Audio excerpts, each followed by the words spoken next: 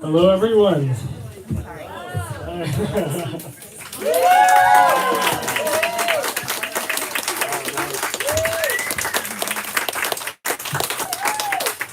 Thank you guys so much for being here in this first, few rounds of back to in-person events. It's really awesome. Yeah. And especially for a fantastic and friend of the store and an amazing author like Rachel Barenbaum.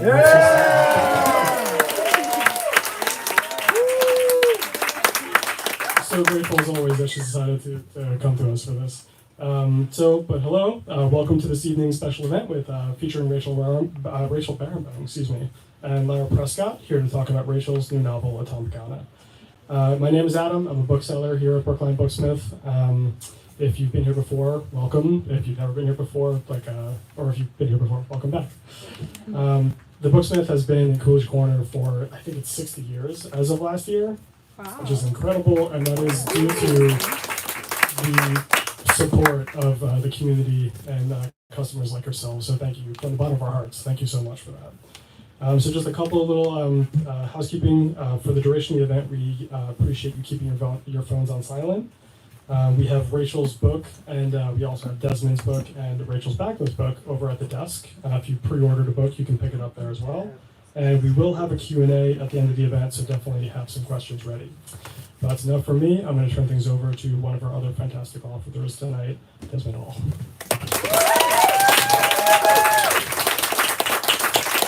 All right, people, let's give it up again for the Brookline Booksmith.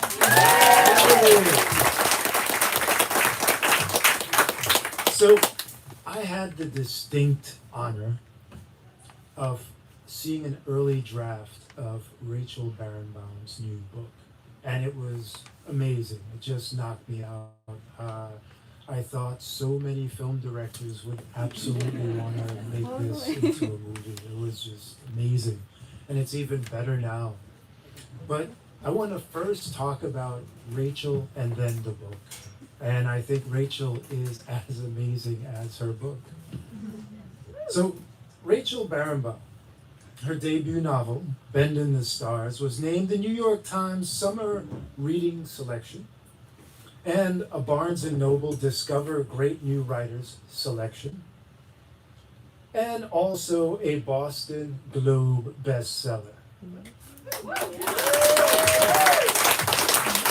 Rachel is a prolific writer and reviewer whose work has appeared in the LA Review of Books, the Tel Aviv Review of Books, Lit Hub, Dead Darlings.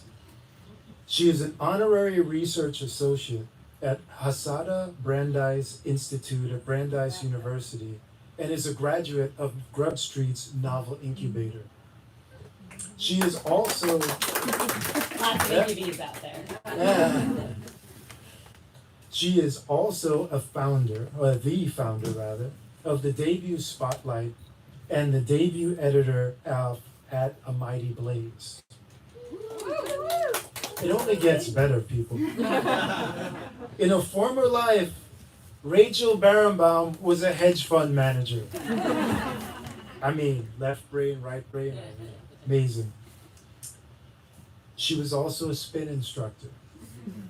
She has degrees, get ready, from a place you may have heard of. It's called Harvard. A business, literature, and philosophy degree. Oh. She lives in Brookline, right here, one of our own. She is represented by super agent Eve Adderman at William Morris Endeavor. And my favorite thing about Rachel, she's also a women's basketball coach. Oh, I didn't know.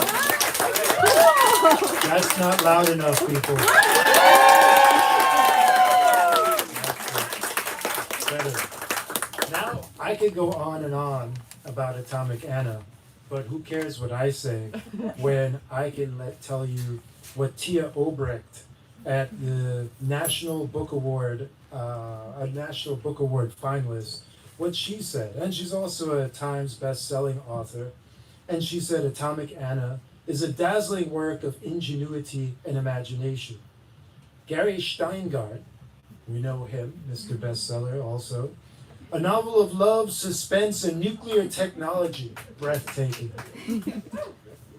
From Publishers Weekly, a starred review, Barenbaum burnishes her reputation as an up-and-coming talent with this audacious time travel story.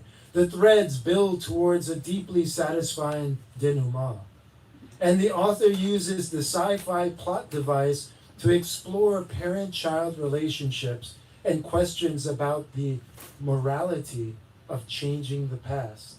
Barenbaum dares greatly and succeeds. Yeah, it keeps going. I'm going to give you one more, but we could keep going and going, but you have to hear this. In Barenbaum's skillful hands, a complex concept and structure work beautifully.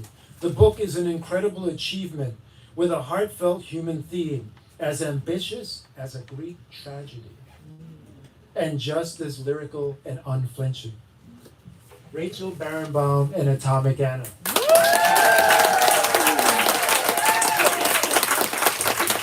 Thank you so much, Dad. Thank you. Woo! Hump day! Oh my God, thank you. I just am so excited to see so many of you back in real life, in person, to see this store full again, selling books. Thank you. It is just amazing. My little brother is here. And he reminded me not so long ago of one of my favorite quotes from a coach. And that was, if you're playing sports, which we play a lot of sports. We played a lot of sports, still do. Two things are going to happen. You're guaranteed, you're absolutely going to get hurt, and you're absolutely going to lose. And I always thought that was just the best life advice that I had ever heard in my life. Because no matter what you do, you're going to get hurt, and you're going to lose. And when you're a writer, it happens all the time. All the time. You guys are laughing. There's so many amazing writers in this room right now, and we all know what it is, right? To get hurt and to lose, right? Yes. How many rejections do we have? Oh. I literally have hundreds from books that will never come out of my desk drawer. And you guys, this community has held me up, right? And pulled me up and cheered with all the through the tears and said, just keep going, and I have kept going, and we are here finally for Atomic Anna. Thank you so much. And I have two very, very special writers to me who are here and to help me celebrate. Des was one of the very first people, as he already said, to read one of the early drafts of Atomic Anna, and he actually said, this is good. This is good. And everybody else in our writing group was like, I don't know what the hell's happening. Is you sure you want to keep going? But Des was the one who told me to keep going. So when they said, you have someone you want to introduce you tonight, I was like, there we go. And then Lara Prescott, who I'm just in awe of her novel. She was one of the very first authors that I ever interviewed for LA Review of Books. And she was so kind and supportive and just, she would stop as I'm, fumbling through the interview and just waited and kept in touch and kept supporting me. And it's blurbed the book. Just amazing to have a community like that. And one other person who was so super supportive of me, back when we were undergrads at Harvard, I see you back there, Karima. I don't know if you even remember this conversation that we had back in the dark ages when we were undergrads. And we were having lunch and I said, yeah, I'm going to publish a book one day. And she was like, really? And I said, yeah, I'm going to do it. And there was this weird pause. And then, I don't know if you remember this, but it stood out so well because she goes, yeah, you're going to do it. And I just thought, yes, right? It's these little moments of encouragement that you need to keep going because we get so much rejection, so much. And even Chris Castellani, I don't know if he's here, I don't see him. Oh, he is here! Oh, amazing! Amazing. He was the first one who told me, no matter what level you are as a writer, you're going to be rejected all the time. And you feel like you see someone who's at the top, right? Like here I am, my second book, this is amazing, I have an agent, and yet I get rejected almost every single day, right, still. And so for people out there who are just having, their first, you're just querying, you're just starting, it's a long road and it happens all the time, but look around at all these people who will support you. Find your community, and I'm so grateful for all of you to help me through all of it. So, Atomic Anna. amazing that we're here in person and I get to actually read in real life. So for those of you who haven't read it yet, hopefully you'll read it soon. The story is basically about 3 generations of women, right? I have a grandmother, mother, and daughter as they build a time machine that they use to stop Chernobyl. But it's really about their relationships, their family, the bonds, right? The book is really about love. So where did I get this idea? How did this all come together? People ask this all the time, right? For every author, where did you come up with this idea? Well, this is a picture of a pool that's actually at the closed city where workers lived. People who worked at Chernobyl lived in these closed cities. And this pool, I saw this picture, during this sort of anniversary retrospective, and I just thought it's so creepy. And this embodies the terror of what happened when that reactor melted down. And I just thought, I have to write about this. Because Chernobyl melting down was the biggest event in my childhood that I could remember. It was the first time I saw grown-ups, right, having a huge accident that was killing possibly millions of people and animals, right, and destroying our world. And it had always been in my head, and then I saw this picture and I thought, that's my next book. I have to write it. And then it came together with this. This is actually a real-life cosmic ray station. This is real. The Soviets built this, right, to measure cosmic rays. And I read about this I actually read about it in the New York Times, National Geographic, Guardian, like all over. People have profiled this cosmic ray station. And this beautiful, beautiful picture was taken by Toby Smith. You can see it on my website too, and you can click through and see his whole essay. But I thought there has to be a way to combine this crazy cosmic ray station, right, with Chernobyl, and that brought me to Atomic Anna and time travel. So here we go. I'm actually going to read a little bit out loud. The scientist, Anna Barkova, was asleep in her narrow bed in Pripyat, the closed city that housed workers from Chernobyl. She was cold, but then again, she was always cold. The walls in her building were thin. Damp and wind clawed through cracks, and she huddled under blankets to escape them. She had fallen asleep working on the amplifier she hoped would increase efficiency at the nuclear power plant, the prototype lying on her chest. It was small and crude, a circuit board covered with diodes and capacitors. She didn't hear the explosion or feel the catastrophic shudder at reactor number 4 ripped apart, its insides flayed, releasing the most dangerous substances known to man. Nor did she witness the shock of light that stabbed the dark, because at that exact moment, Anna tore through time. It was her first jump, and it was an accident.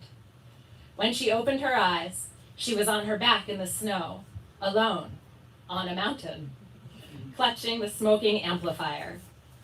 Her head felt like it was being split in two. Her hands throbbed. They were burned and raw.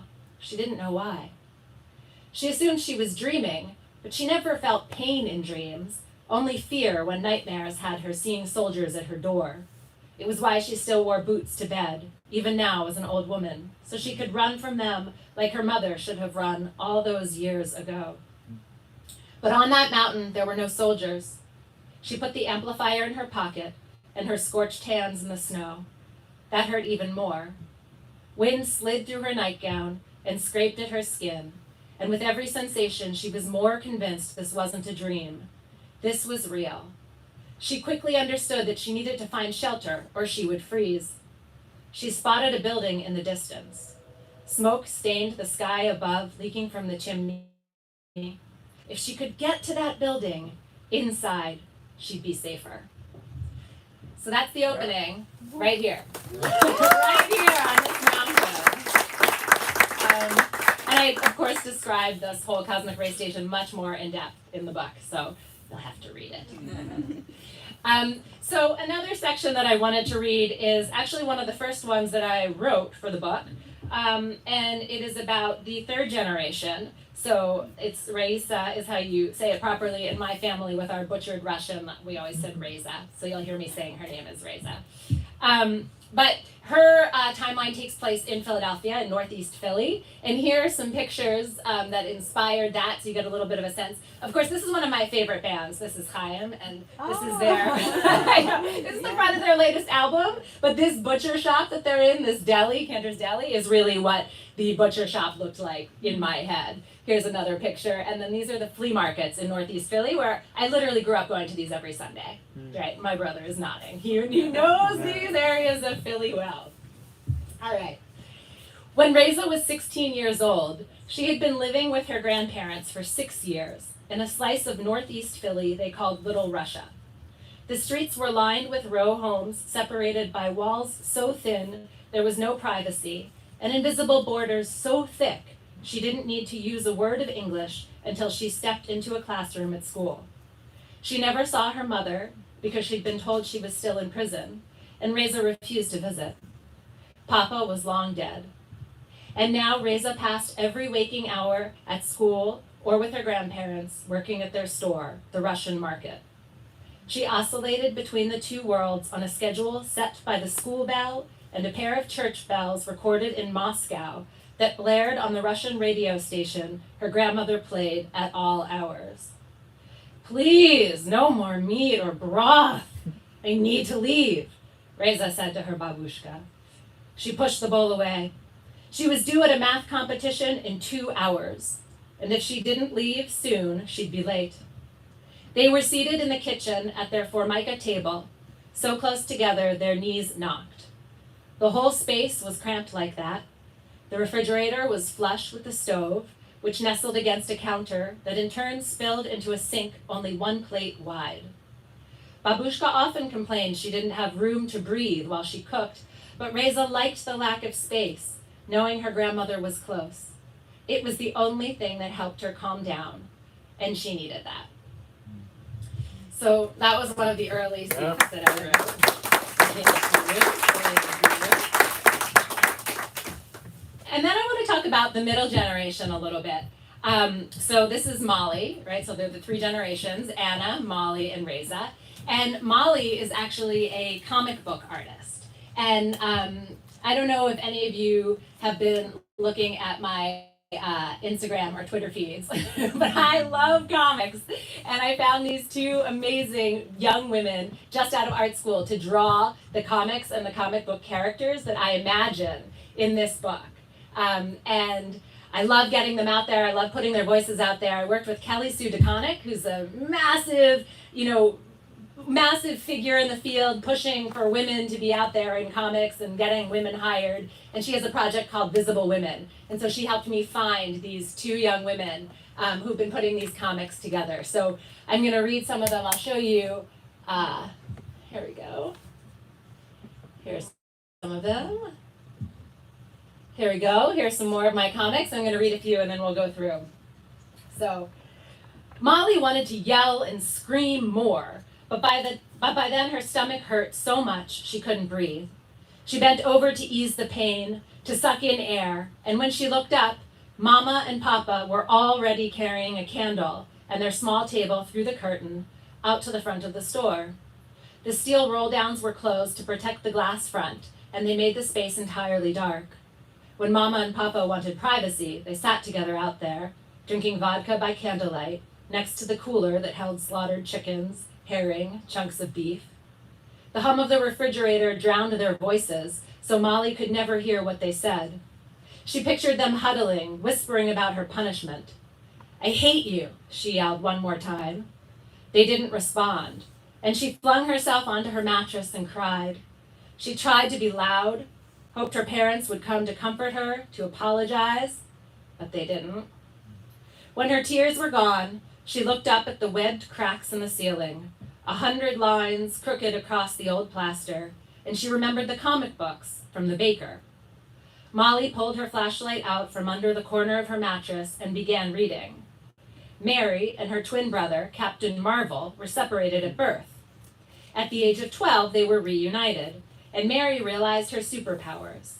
While both used the same word, Shazam, to invoke those powers, her brother's powers came from Solomon, Hercules, Atlas, Zeus, Achilles, and Mercury, while Mary's came from Selena, Hippolyta, Ariadne, Zephyrus, Aurora, and Minerva.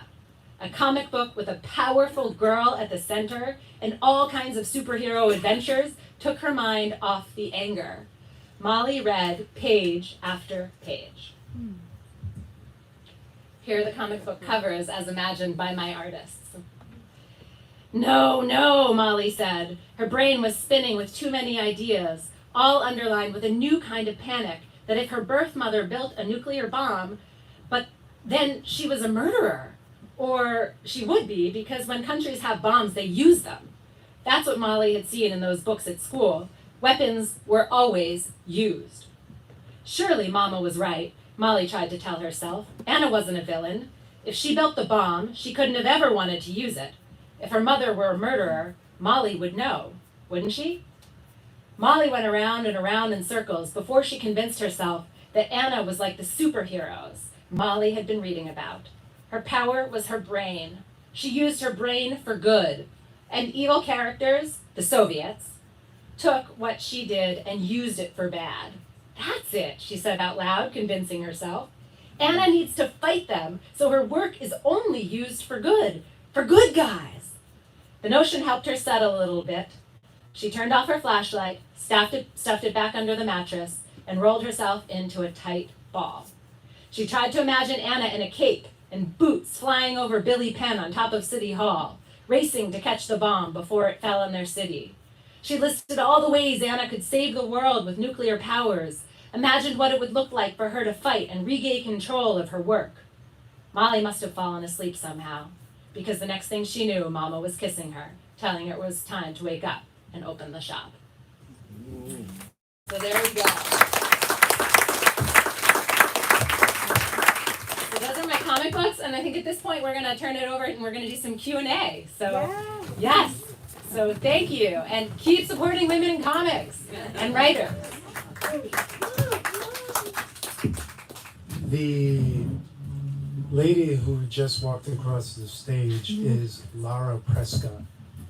She is the author of The Secrets We Kept, an instant, and I say instant, New York Times bestseller, and a Hello Sunshine Reese Witherspoon book club pick.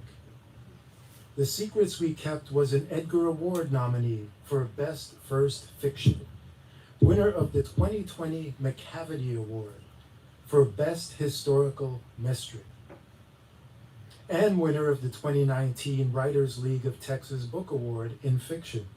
The Secrets We Kept is Lara's debut novel and will be translated into over 30 languages and adapted for television by the Ink Factory and Mark Platt Productions. Lara received her MFA from the Michener Center for Writers at the University of Texas. She studied political science at American University in Washington, D.C., and international development in Namibia as well as South Africa. Prior to writing fiction, Lara worked as a political campaign consultant. Her writing has appeared in the Southern Review, the Hudson Review, Crazy Horse, and many more. She lives in Portsmouth, New Hampshire, with her husband, son, cats, and a very difficult thing, with a dog as well. Lara Prescott. One of the most generous and amazing writers you will ever meet. Truly. I am so honored to be here. First of all, I'm so in love with your book. I can't even tell you. It's as if when I first started reading it, I was like, this is written for a reader like me. But not only a reader like me, a reader like anyone I know. And not only is there so many things that I'm so passionate and interested about, just the way you convey human complexity and emotion just pulls you in immediately. And so please, if you haven't read this already, pick up 10 copies, give it to your friends. I think this would make an amazing book club discussion because there's so many questions that this book brings up. And I feel like the pressure's on a little bit because you interviewed me for LA Review of Books, which Yes. I had no idea was one of your first interviews. I kept that secret. I will say, I had a lot of interviews that year, and yours was I told my husband this. I was like, it got my book on a different level than just the, standard questions I got asked 100 times, and it was the best interview I did. So I am so proud of it, and I have it on my website. It's like, see, if you want to learn more about it, go to this interview. So I feel like the pressure's on for me, but I really want to know so much about your book. So many of my questions are like, how did you do that? So let's get into it. Amazing. So Atomic Anna is a novel with 3 powerful women at its center: Anna, Molly, and Reza. Reza. Reza. Probably say it. Did this come about organically, or did you set out to have the novel fueled by women's stories from the get-go? So I love to write about strong women. So, I mean, that was always going to be at the center. That's pretty much all I can write. But in terms of, the 3 generations, I actually started the book with Anna's mother. Yeah, and so it's not a spoiler, but if you read the next to last scene is the very first scene that I wrote. And I thought it would be her story, but then I don't know, I just kept writing, and and then it turned into Anna's story, and then I was like, well, I can't talk about Anna without her daughter Molly, and then it was like, but I really want to talk about Reza, that's what I really want to get to, so they just sort of all came as the process unfolded. And I feel like the best books are written that way. It's like you have to write to find out what you're writing about. Yeah. And Yeah. I mean, it's flawless. It's exactly how it should be. But sometimes you get there some crazy way where you're writing about this character you thought was going to be it, and Yeah. go a different direction. Totally. The more I wrote about Anna's mother, I was like, that's just boring. Right? I don't want to write that. So that was a clear sign, right, to stop that storyline. And so another element of the novel, women have historically played an essential yet very unrecognized role, both in the sciences and the arts, which your novel explores both. And as spies. And as spies, yes, especially during the time period you're writing in. And I was wondering, what draws you as a writer to explore those kind of hidden stories? I just think that women have always had big, strong roles, but it's just a matter of, shining the light on it, right, and showing what women have done. And I want to put those stories out there, because, who's telling the stories? I feel like if I don't tell them, who's going to do it? Because I love the stories and I want to get them out there. So I want to talk about the women who were working, at Chernobyl, or who were in comics, right? And I want to put up these new comic artists, Emily Green and Angela Wu, right? And I just want to get us out there. I mean, I think you're doing an amazing job, and I feel like I really look up to you as someone who's a member of this writing community and promoting new writers. It's like a dream. I totally adore her. I mean, just so much that you do. You can tell the passion you have just on your introduction, and it's just something that I'm a recent move to New England from Austin, Texas, and I don't know many people. I was like, I need to get in with Rachel and this community because it seems so warm and wonderful. So, yes, well, lots of writers out here to meet tonight. So I read in a recently published essay on crime reads, and it's called The Time Travel and Metafiction Essay. You write, "The time machine is actually the most horrific weapon ever conceived, and we need to talk about it." So let's talk about it. I want to know, what your thoughts are on this topic, but also how, that gray area of ethics and morality come into play for each of the characters in your novel. Yeah, I love that question, because science, I think a lot of times we think of science as, oh, let's do this, it would be cool, or we could unearth this, right, huge thing, like, wouldn't it be amazing to have a time machine, or, right, whatever, to build, I love the example of to build a satellite that we can use as a huge camera to turn around and look out at the universe, right, and understand, learn about our origins. But actually you could take that same satellite, right, that same camera, and focus it on Earth, right, as a surveillance tool used by governments, right, for nefarious purposes. So what I actually, really when I think about science, I think there's a responsibility in creating and building these machines and tools. And what if we could start all science with an ethics class? Or say, right, should we actually do this? What is it going to be used for? In my dream, we're going to take pictures of galaxies that we can't actually see, but what is the government actually going to use that for? Same thing with a nuclear power plant or a nuclear weapon. Like, yes, I want to stop Hitler, but what happens after that? And so with a time machine, similarly, you could have the best of intentions. I want to stop Chernobyl from melting down. I want to save all these people. But actually, if you do that, then you're changing the course of history and you're erasing entire lives, entire generations, right? Like, think about two scientists that meet and fall in love while cleaning up the Chernobyl site, right? And they have a family and grandkids. Well, if you go back and stop Chernobyl, you're killing all of them. So who are you going to save? I don't think it's very easy. So that's what I mean when I say we should talk about it.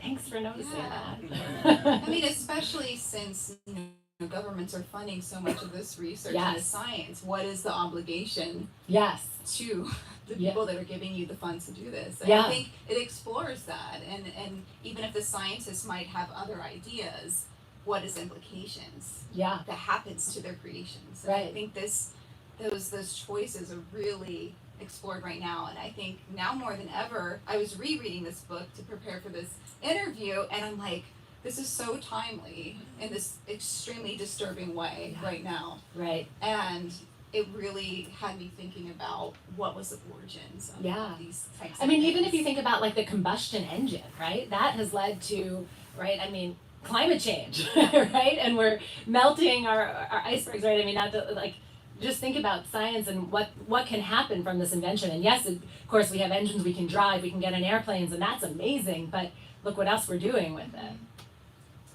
So not only does it explore these morality questions, each character in your novel has this deep regret of something in their lives. I'm not going to go into it too much because you'll find out when you read it. And they want to change the past to reflect the future. And I think with these three generations, you're also, it's an attempt to erase this generational trauma. And I want to know, like, how did you come up with, this generational need to erase the past and change the future, almost no matter what the implications might be?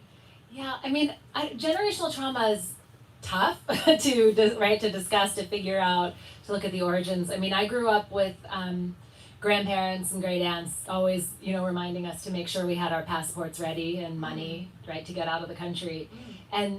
But I was born in America and lived a completely safe life, right? I mean, that's crazy. I shouldn't feel it. And yet in the back of my head, I always have them. Like, are you ready to go? Are you ready to run? Like, I can hear them saying, we warned you about Putin, right?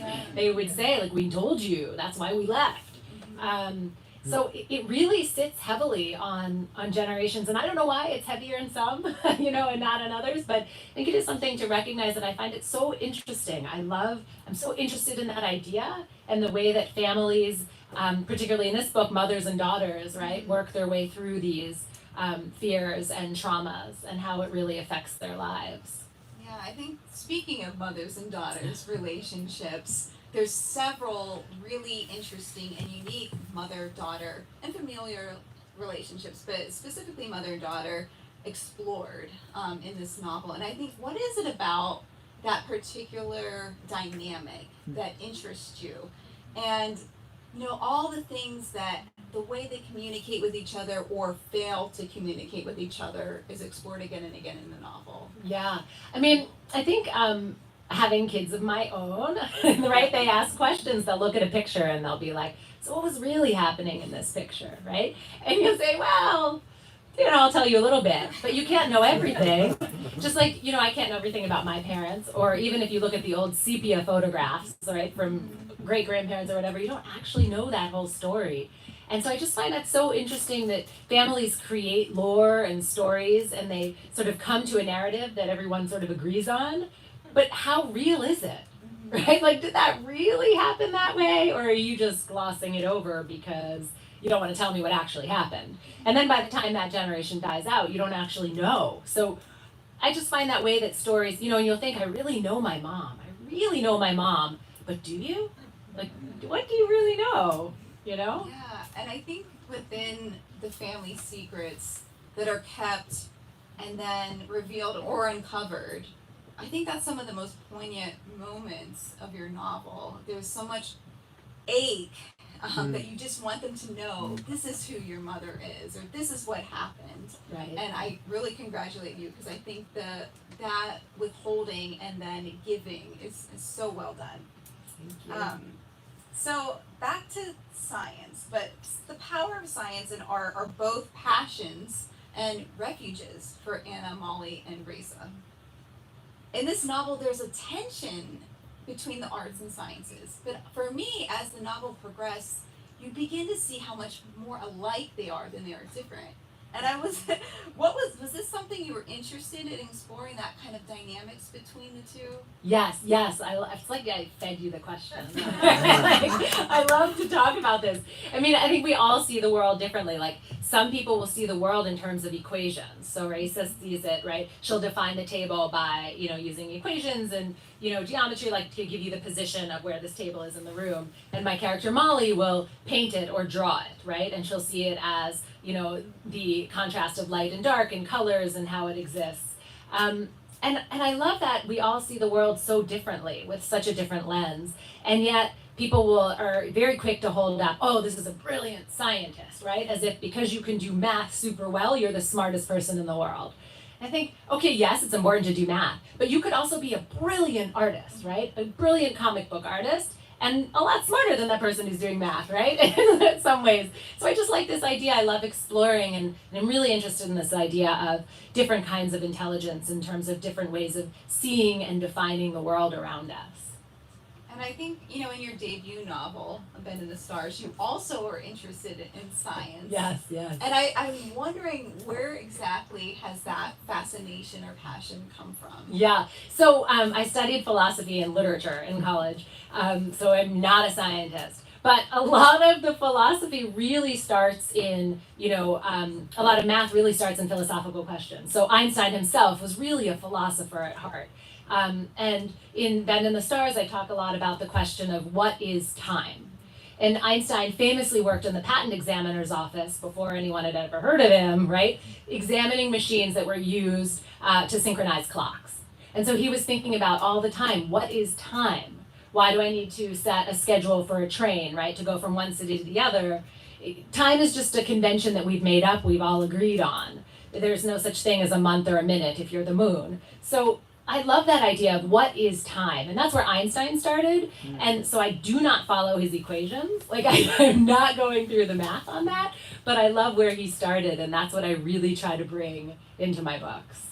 And as someone who barely got by in high school physics, the way that you explain these complex ideas and philosophies in your books, I feel like I get it for the first time. I worked so hard on that. How can someone do? I just don't know how you do that. But for the first time, I'm like, why wasn't she telling me about this? I have no idea what this means. Oh my God. My brain is so much on the other side. But well done on that, because I was like, does she have some sort of physics degree? Like, what is going on here? No. That was many drafts, right? Many drafts. So cool, though. Seeing the wonderful comic illustrations is just such a thrill, and I think it's probably a thrill to see it come alive. Can you tell us a little bit about your influence or inspiration to include a graphic novel almost within the book, or how graphic novels have played a role in your life? Yes.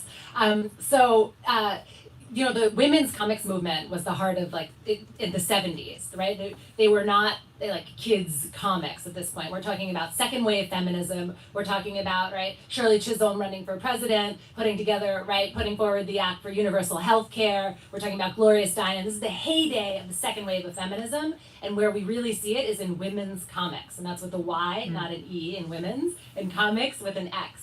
And we see that with Trina Robbins, who was really the leader on this front. And so I love that idea of this is 70s feminism that people just don't write about and don't recognize. And, women were drawing themselves and women pushing forward, right, into a new world where they wanted to be in comics. And I love that moment. And so I really wanted to capture it and put it in. And Trina Robbins is she's amazing. She has documented the rise of women artists and women in comics. and she has like a dozen books that she's written on all of this. And so I just wanted to bring that all to life and bring that out. It's so fascinating to me who isn't involved in that world or knows a lot about it, and makes me want to know so much more about it. I think it's really cool. And I feel like, is there a graphic novel in your future? I mean, maybe that's too much to ask, but maybe. I feel like my agent would tell you it depends on Atomic Anna sales. If the book sells, we can talk about it. Or if you could write for, so many amazing writers are now writing for comics. Yeah, that's true. If you could write for any comic that exists today or from the past, which one would be? I mean, I want to do Atomic Anna. Yeah. I really should. want to. Yeah. Oh my gosh, I think that's amazing. Yeah, I mean, and the artists that I was working with, I mean, they got really into it. Like, let's see, we have to click back in. What was it? Oh yeah. Let's see if that works. Yeah, all right. I mean, right, so we have Emily Ree on the far side here. Look at that. She spent so much time on that.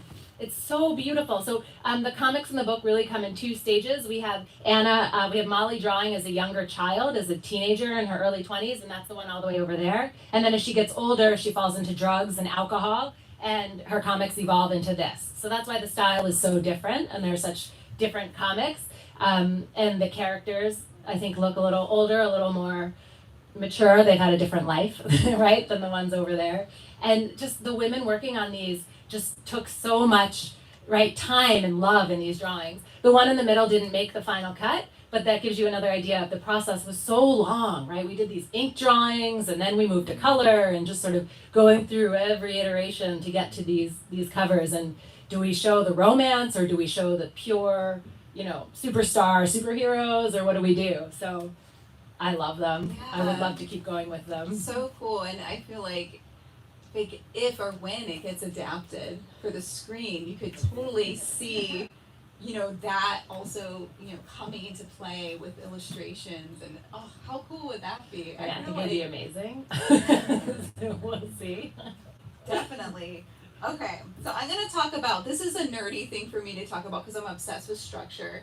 And when I was imagining you writing this novel, this extremely ambitious structural novel, I imagine like a True Detective corkboard on the wall, like with note cards and like strings going everywhere, and like only you could understand it, and your family's like, this woman's off her wall. She's gone nuts. How did you do it, I guess?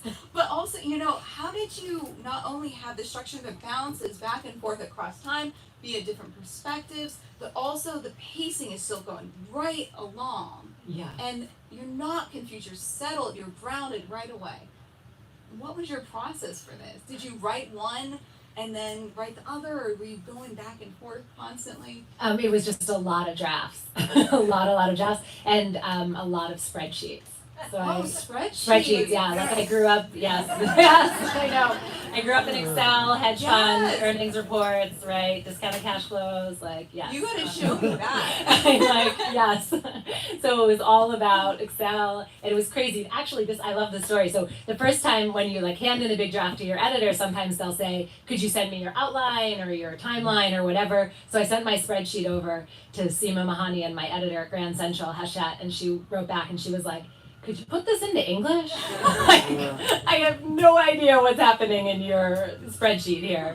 So it was funny, but it was hard because when you write a time travel novel, obviously, if you change one thing by like a month or a year, it ripples through the whole book. Yeah. And then readers are going to hold you to it. Definitely. And they should. But so it was like, oh my God, so you have to go through pages and pages of notes to make sure that you go back and get the right dates. So. Oh man, yeah. If you haven't seen it for yourself, wow. It's hard. Time travel writing is, you have to be very careful. It puts this whole other layer. You're doing multiple perspectives and timelines, which is hard in itself. But then you add time travel, and you're just like, how? But I was always grounded. That's the trick. It's like you're not a reader. So I think my editor said she thinks, we were actually just talking about this today. So every chapter starts with like a little thing, it says, I don't know what you call that, like a header? Yes. So header, yeah. Yeah. So it says like 31 years before Molly dies on Mount Aragats. So every chapter grounds you.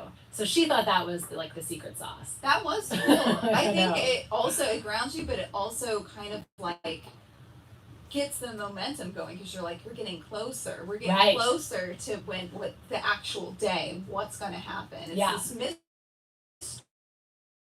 Right. And there's variants throughout it that are just like pulling you along. Yeah, because you know, as a writer, you have to keep your reader moving. Like, Yeah. what's next? What's next? Yeah. So, And it's harder than it looks for sure. yeah. Okay. So another writing process, and also if I'm going over time, because I want to make sure we have time for so many questions, please just We have- flag me. How much time do we have left? We have like 10 minutes. Okay, perfect. But just like tell me to stop because there's so many people here that want to ask you questions. But So should we see speak on questions? yeah, should we go? Let's go to And then questions if they don't now. have questions, we'll. Does any? Yes, I think one right Jen really away. wants Absolutely. to here. So I don't know if I missed something, but I love also the comics, and I'm wondering, I was just thumbing through to see if I missed something, why there's none in this book. So I didn't actually have the idea to work with artists until it was all done. And then it was put to bed, right? It's off to printing, it's off to Lara, right? For a blurb or whatever. And then I thought, you know, I would really love to do this. So it just came together in the last few months. So what will that look like? Like in a subsequent print, there'll be comics? I don't know. I don't know. Maybe, yeah, I maybe. mean, what are they for then, for now? Fun. I just love them. I really love to support young women who are trying, right, to be out in the world and artists. And my publisher, Hachette, is now plastering them everywhere. Hachette Audio is putting them everywhere. Yeah, Hachette Audio in particular is using them everywhere. So they're getting the exposure. They're getting their stuff everywhere, their name out there. So like I support debut authors. These are like debut artists out there. So it's really awesome. More questions? Oh wow. So Rachel knows I write nonfiction, so I'm obsessed with research, and so I would love to know more about what research you did and sort of what different avenues you explored while writing this book. The research question. Thank you, Evie. So I did a ton of research, but I don't like sit in a library type of research. So lots of looking through like old Life magazines, reading lots of books. Sort of, I don't know if you find this, but reading like from the era that you're writing in, Yeah. right, is super, super helpful. So like Lara's book, super helpful in setting the scene and just like, you know, making sure you get details right, the thoughts right. So a lot of looking back at books, nonfiction written around Chernobyl, the bomb. Actually, we listened to an audiobook by Steve Schenken called The Bomb, which is like a young adult book. I don't know if you guys have read it. He's amazing. He does lots of pictures in there, and he really inspired some of the scenes around building the first bomb. Life magazine's such a treasure trove. Isn't for it? Sure. Yeah. Right, because you're like, well, what would they wear? And then you can The flip through. ads, Exactly. yeah. Then you're like, oh, that was their toothpaste. You know. Yeah. Any question? In the red hat. I have a question about process. So I was really intrigued when you said that you started it with Anna's mother and then decided that was really boring and you were going to focus on something else instead. How do you decide whether when something is worth cutting and just dumping versus when something is worth saving?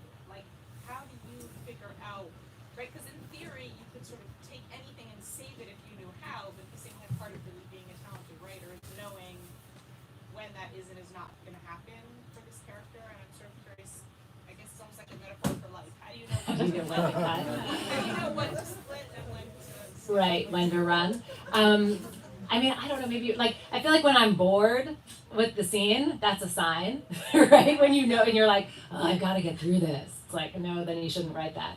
And then if you have a couple of readers who are all telling you like, this is kind of boring, like you should cut it. Yeah. Don't even try. I mean, right? What do you Yeah, think? absolutely. I feel like it also is easier when you have lots of pages and you're not as concerned. I'll cut that 20. I'll cut that Mhm. character. I feel like once you get a little distance from it, it's a little easier to Yeah. just hack away. Yeah. But yeah, listen to your trusted advisors, and if more than one's saying the same thing, look at it. But trust your gut as well. Yeah, totally. You'll often hear like, this book was great starting at page 100, right? Like, cut your first 100 pages, So, yeah. right? And it's usually really good advice. Yeah, definitely. Yeah. Yes. Well, we've talked a lot about the book, so I'm not gonna ask any questions I know the answer to already, but it occurs to me I never asked who you would cast in the movie. Oh. I would say anyone who wants to make the movie. That's the answer. Exactly. Yes, and I have 2 agents who are working hard to sell it, so we'll hopefully we'll see. Oh my goodness. Oh, my husband has a question in the back. Yay. Thanks for coming. What did you say? What's your writing routine? Oh, my writing routine. What is my writing routine like? So I think I'm a pretty disciplined writer. I write every day starting around like 8 o'clock when all of our kids are gone. And then I'm pretty hardcore in my seat at my computer until about 12 or 1. And then my mind starts to wander a little bit. And then I'm maybe writing a little more, but it's usually not great by then. And usually reading more or researching more at that point. So, yeah. I will say that I never wait for inspiration. I don't know, do you wait? Because it doesn't come. I feel like you can't, and sometimes you're having the Yeah. worst writing day, and all of a sudden you have a good idea. So Yeah. you never know. Yeah. It could come midway through that, like Yeah. second hour or whatever. Exactly. Like you just keep writing knowing it's a terrible page. If you wait for inspiration, you're never gonna finish. Yeah, it doesn't come. Oh, Sure. I wanted to ask about science, and with the first book and this book, there was a whole background of science. This time it was more unrealistic. Last time it was more realistic. Or is it? I feel like Tell us about what message you're trying to give about science, why that plays such a large role in the novel. Right, so why science? Why that plays such a large role? I'm just fascinated by these ideas of, like I said, what is time and what we can do with science and what we should do with science or should not do. And I think we don't talk about it enough because I feel like a lot of people put up this line, right? And they say, I'm either on the science side or I'm on like the languages side.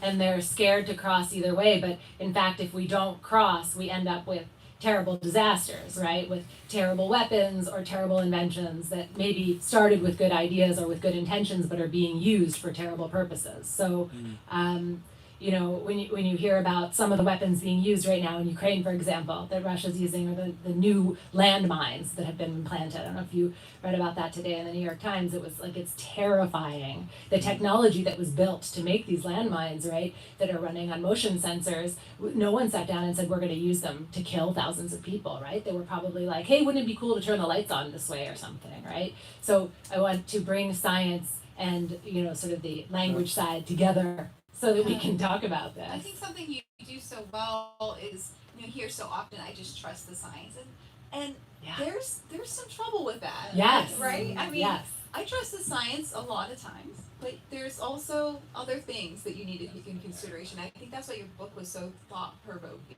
And Yeah. who's behind this? How did it be used? Yeah. Yeah. Exactly. I hate that. Just trust the science. Here's the data. Trust the data. And it evolves constantly. Exactly. Not to saying you shouldn't look at data. I'm just saying that it is important to come with questions, right? To say, what am I looking at? What is the purpose? Where's this going? I do believe in science. Yes. Great. Congratulations. Hey, Mark. So I'm curious, one of my favorite shows the last few years is that miniseries Chernobyl. Uh-huh. And so a couple of things. First, I'm curious, if you saw it, what you thought about it, but that's sort of like part of a bigger question, which is like, that show, I think, won all these awards and whatever, and your book is clearly very different from that, but I'm wondering, like, sort of, as a researcher, as somebody's researching your book, like, when there's a big piece of art out there, which is sort of in an overlapping territory near where you're working, is that some artists, I feel like, try to just ignore it and just say, I'm going to do my own thing, and some people try to totally absorb it and react to it. And I'm just wondering, like, with the big successful piece of art about Chernobyl, when you're writing something slightly different but similar, are you trying to absorb that, or...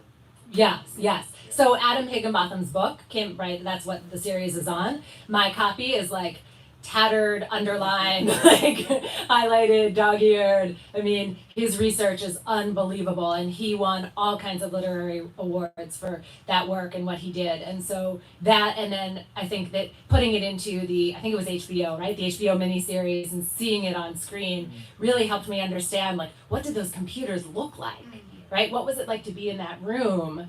To see some of that, and so I like take all of that research in and I read all of it because I just think it's so important to understand the moment, right? Even understand, like, cigarette smoke was everywhere, right?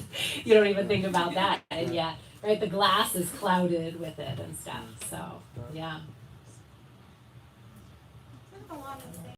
I do remember like having a neighbor who adopted someone from Chernobyl. So how do you feel about the book being out there, where there are survivors of Chernobyl out there, and how, like we're looking at Russia now, we're looking at Ukraine. Do you hope that they'll read it, that it'll have some kind of, influence on what's going on? Or?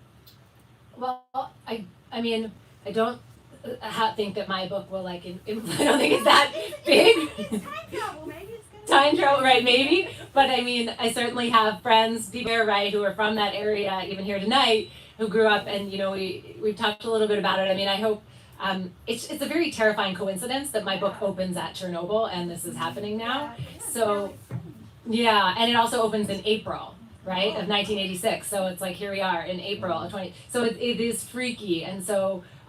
The only thing that I hope anyone would take from it today is this question of just because we can doesn't mean we should. So for Putin, just because he can doesn't mean he should. For how we will respond, how anyone's going to look at it. I mean, I certainly don't think of this as any kind of commentary on, the history or whatever. I'm not, but I do hope that we have those bigger questions. I think we have time for one more question. I feel like I could talk to you all night too, though. If I have more questions later, we'll talk more. I mean, I think something about, before we take the last question, I think something about really great works of literature is it doesn't seek to answer the questions, but it seeks to bring them up and have that discussion or have you think about it. And I think that's what this book does. So there was a hand up, last question. Yes. Building off your last statement and really thinking about how people get changed, I'm curious how these three characters have changed you, and do you dream about them? How do you carry them in your day? So how have my characters changed me? Thanks, Catherine. And how do I dream about them? I mean, they're very real to me. They're like real people. I mean, I don't know if you feel this way with some of your characters, but I feel like I've had conversations with them. Like I did, but I'm done now.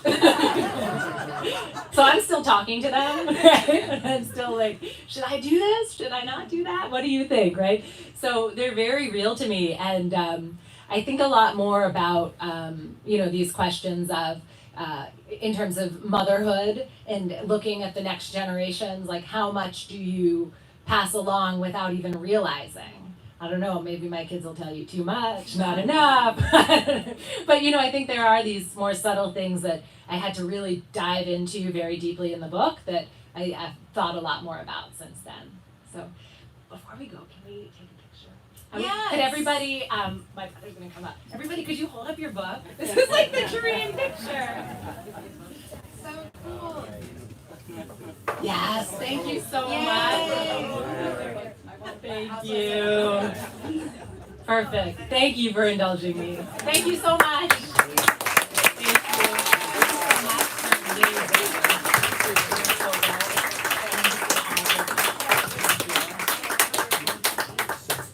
Yes. Yeah, I'm signing books. Get ready to sign a lot of books. So right in the back over to the left, Rachel will be signing books. You can get your books to the back and to the left and bring them up to Rachel right up front. Thank you.